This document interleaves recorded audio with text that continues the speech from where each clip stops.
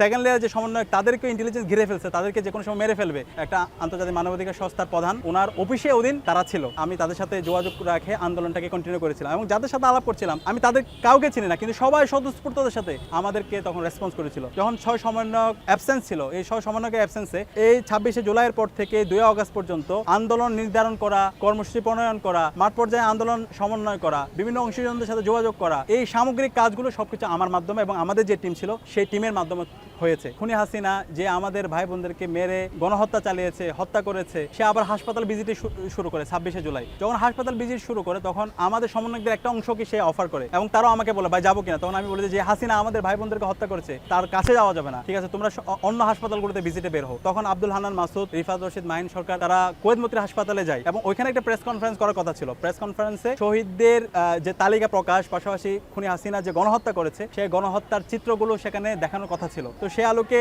ওইখানে গিয়ে আমাকে আব্দুল হান্নান মাসুদ ফোন দিয়ে বলে হচ্ছে ভাই এখানে আমরা আবদ্ধ হয়ে পড়েছি, ইন্টেলিজেন্স লোকরা আমাদেরকে ঘিরে ফেলেছে।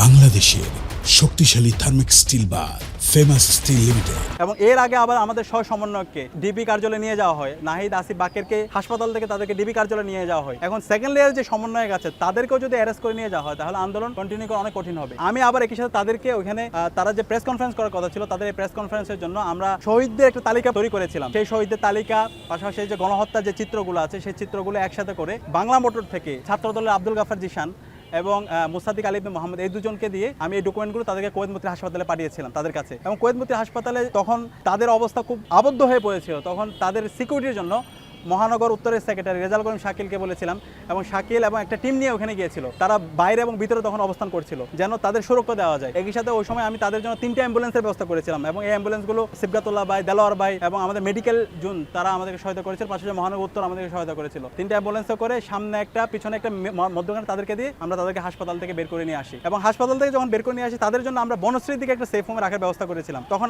আব্দুল হান্নান মাসুদ আমাকে ওই ছাত্রদলের জিশানের নাম্বার থেকে ফোন দিয়ে বলে হচ্ছে ভাই আমাদের সেফ হোম হচ্ছে এম্বাসিতে হলে ভালো হয়, কোনো একটা প্রতিষ্ঠানে হলে ভালো হয়। তো তখন তারা একটা আন্তর্জাতিক সংস্থার অফিসে যায়। সেই অফিসে যাওয়ার পরে ওইখানের যে পলিটিক্যাল অফিসার সেক্রেটারি আমি তাকে ফোন দিয়ে বলি যে হচ্ছে আমাদের অলরেডি 6 সমন্বয়ককে ডিবি কার্যালয়ে নিয়ে যাওয়া হয়েছে। সেকেন্ড লেয়ার যে সমন্বয়ক তাদেরকে ইন্টেলিজেন্স ঘিরে ফেলছে, তাদেরকে যে কোনো সময় মেরে ফেলবে, তাদেরকে একটু সেফ হোমে রাখার ব্যবস্থা করেন। তখন সে আমাকে বলে যে হচ্ছে না, এটা it's not a Hollywood movie, এইভাবে চাইলে আমরা কোনো সংস্থা চাইলে কাউকে এরকম সেফ হোমে রাখতে পারে না, বরং আমি তোমাকে আমার সাংবাদিক বন্ধুর নাম্বার দিচ্ছি, তুমি আমার সাংবাদিক বন্ধুদের সাথে যোগাযোগ করো। তখন আমি তাকে রিকোয়েস্ট করতে থাকি। পরবর্তীতে সে আমাকে একটা বিদেশি পত্রিকার সাংবাদিকের নাম্বার দেয়। আমি তখন ওই সাংবাদিক বন্ধুর সাথে কথা বলে তাকেও বলতে থাকি আমাদের 6 সমন্বয়ককে ধরে নিয়ে গেছে। এখন সেকেন্ড লেয়ারের সমন্বয়ক তাদেরকেও ইন্টেলিজেন্সের লোকরা যে কোনো সময় ধরে নিয়ে যাবে, তাদেরকে একটু সেফ হোমে রাখার ব্যবস্থা করেন। পরবর্তীতে তিনি আমাকে আরেকজন সাংবাদিকের নাম্বার দেয়, একজন নারী সাংবাদিক। পরবর্তীতে ওই নারী সাংবাদিকের সাথে আমি কথা বলি, তাকে রিকোয়েস্ট করতে থাকি। তখন তিনি আমাকে আল জাজিরার ইনভেস্টিগেটিভ জার্নালিস্ট জুলকারনান সাহির ভাইয়ের নাম্বার দেয়।